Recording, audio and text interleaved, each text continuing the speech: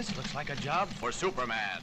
Hey everybody, Rez the Collector here with another action figure review. Of course, another Superman related review, this one being, of course, his Kryptonian cousin, Kara Zor-El in the new 52 look. Really want to say, just at the beginning here, that I do really like the figure. Couple of aspects about it I don't care for. One major aspect, but we're going to get to that. I've been waiting for this figure for quite a while. It's the last figure to really come out for the Superman family. I guess, is there steel in the new 52? I guess we also would need the new Cyborg Steel if he's out there, if we ever come across an Eradicator. But for the main Superman family, which is, of course, Big Blue himself, Superboy, and, of course, his drastically changed look for the new 52, and Kara here, who has, well, a changed look. It's still close to what we would think of as Supergirl. It's not the ultimate drastic change we got between the older Superboys and the new 52 Superboy.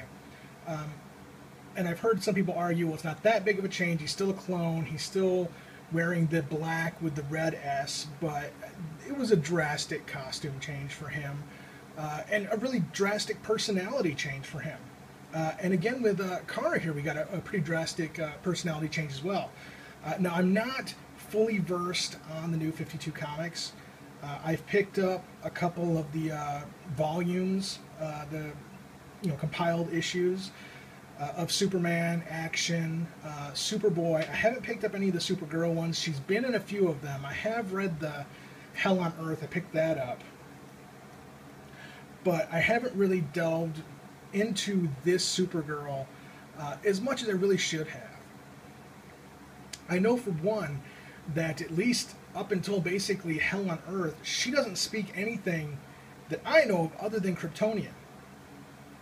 And which I think is actually kind of a cool thing that they did, because all our classic Supergirls, regardless of their origin, whether they were Power Girl or Kara or Supergirl, both of which being Kara Zor-El, or even into the what was it, Angel of Light or whatever she became, and through all of those, she had very similar personality. Even Matrix had a very similar personality. She was always a sweet girl. And I think that from what I've seen of the Supergirl in the new 52, she is not that sweet girl anymore. She is somebody that's filled with anger about what's happened, because unlike her cousin, she remembers Krypton. And I think that they have really done that well and really brought that more into what somebody her age would be feeling. Coming to a new planet, knowing that her entire world is gone. What was her baby cousin is now an older figure trying to tell her what to do. And I think she's even become a Red Lantern now. And I don't know if she's still wearing the ring. From what I know of Red Lanterns, the only way to get the ring off is for them to die. But I'm sure they're not going to have her die. There's going to be some way that she's going to get the ring off. And she may already have it off for all I know. But I think that's a cool way to kind of play off the teenager rage that she would have and the uncontrolled emotion. I mean, anyone out there who remembers teenage girls when they were about that age, or has them now that they're fathers, is going to know that a teenage girl with the powers of Superman should be everyone on Earth's worst freaking nightmare. That's all I'm going to say. I'm not going to delve into other things that can be called, pig or whatnot, but a teenage girl going through the changes of life that they're going through at that point with the powers of Superman, that's the scariest fucking thing I've ever heard of. I wouldn't want to live on that planet. But they're doing that well, so I think that's very cool. And I really have to say, I love her new costume. I love the homage they paid to Supergirl's past. I love the little strip of red on the underwear and the yellow belt we've got coming up. I'm not super fond of the exposed knee boots. If they were going to go with that, I know they kind of wanted to keep that traditional boot there and kind of give it those lines, those yellow lines there, and kind of keep a traditional Superman family type of boot. But if they were going to do that, they should have done it and left off the knee or the upper thigh portion. If they were going to wanted to go with that, then it should have been a full up to that thigh boot and just have the yellow lines up there, ringing the edge of that, instead of giving us that exposed knee, because it's kind of weird looking. So that's one of my issues with the figure, and I guess the character design overall. The other issue is with the figure itself, and it's not just mine. It would be my luck for it to just be mine. Anybody who's watched my reviews knows that the old Resonator here has some shitty luck when it comes to figures. But it is not just mine. Basically every figure I've seen has this issue, and that is she is bug-eyed the fuck out. Like 6 lines of coke bugged out. I mean, look at those eyes. They're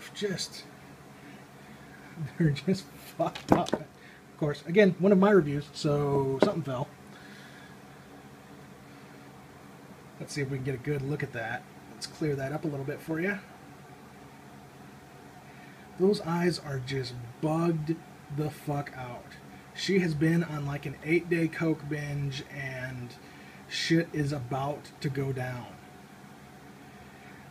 So yeah, they really fucked over her eyes. Excuse my language. I try not to cuss in my reviews, but they jacked up her eyes. Other than that, the figure is pretty solid. Let's get some focus in again. Alright, now as you can see here, I've got a new piece here in my display area, and I finally got myself a rotating display so I can get the nice 360 without seeing my big fat hands and tattoos and all that come into the frame and trying to move the figures around. I can just kind of come in and knock the figure over. And you see how that's an advantage over what I used to do. Now you can't see my hands when I knock the figure over. So, you know, that's good stuff. What do you say we try that again?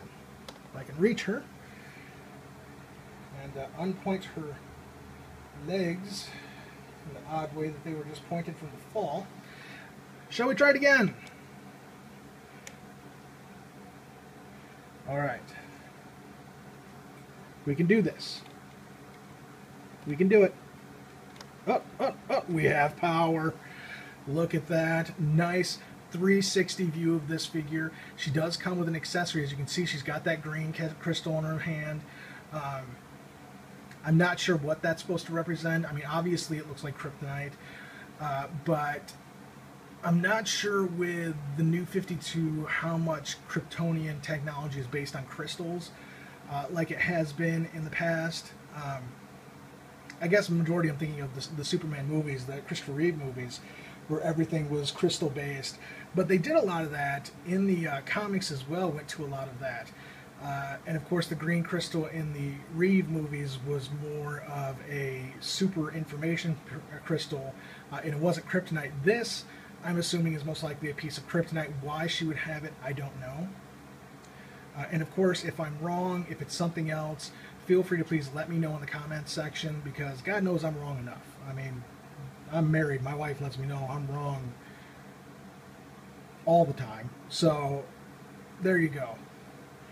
But I'm digging on this this little rotating display. I got it off Walmart.com for like 14 bucks or something. It was a great buy. Just got it here today. It was waiting for me when I got home. Just had to go buy a C battery because the only thing I have in the house is A and AAA, or AA and AAA. But went out and bought a C battery, plugged the sucker in, and very, very cool to have this rotating display. The only problem I have with it is big fat hands again that knock shit over. So let's see if we can get her, time this right. Oh, close. And there she goes. Boom. Goes the dynamite. So let's just go ahead and put that out of the way for a moment and pick up the once more fallen action figure. Another casualty of the Res review. just going to go ahead and pan down a little bit. Let's take a closer look at her. Of course, we've seen those crazy bugged out coke eyes. Maybe she's been hanging out with Bizarro and got into his meth. Who knows? But they did a really good job on the hair. Very good job with like the short hairstyle. I love the way that the sculpting is. That hair kind of swept forward in the bottom parts and swept back a little bit at the top. I really love her S.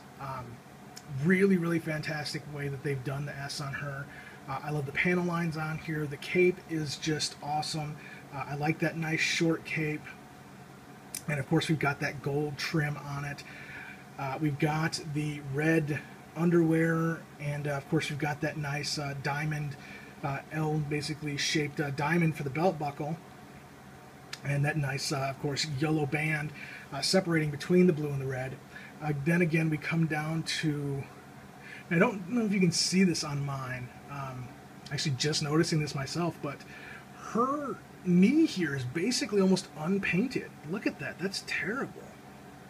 That is just pale. It's like she's got like knee jaundice or something. So yeah, that's jacked up, but whatever. Of course you can see these boots down, looking very cool. Again, the panel lines. Now let's take a look at articulation. I was about to say rotation. She does have a ball jointed head. Now it's not going to give you a whole lot of movement, but you can get some out of it. She's got a pretty decent up and down, so not too bad. Arm articulation, of course, as you can see, it's a ball jointed shoulder with a swivel at the bicep. We of course have the bend at the elbow, and we've got, I believe, yes, a rotation at the wrist. No ab rotation or swivel to speak of. And the leg rotation, not a whole lot of movement. Considering how bad DC's legs have been, I'm not real inclined to screw with those too much. Now it does have a weird swivel here at the top of that boot. Of course we've got a knee bend, and we have the ankle rocker there. Now for the most part her legs are pretty steady on the figure. Not a figure I'm going to be moving a whole lot around because those legs do worry me. I've had too many figures break at that leg joint. God, just to name a few. I mean, you've got Superboy, Kid Flash. One of my other Supergirl figures broke at that leg joint there at the hip. Just a crazy amount of breakage in that specific area. So I'm not going to be trying to move her legs too much. She's basically going to be going into the museum pose, into the display case. I've actually got her on display right next to the new 52 Power Girl, and they do look fantastic together. Now, overall on this figure, I've been thinking about trying to maybe come up with like a rating system, but I know me, and depending on the day, I'm going to screw it all up. So that idea is going out the window. I guess what it comes down to is, would I recommend this figure to another collector? Yes, I would. And the majority of figures that I pick up, I would recommend to another collector. There's a few that, not the greatest figures, and I might recommend only if you are a die-hard and you have to have all these new figures, then of course pick it up. But if it's something that you can live without, some figures maybe you just should. Her, I would definitely pick up, especially if you are a Superman fan, of course.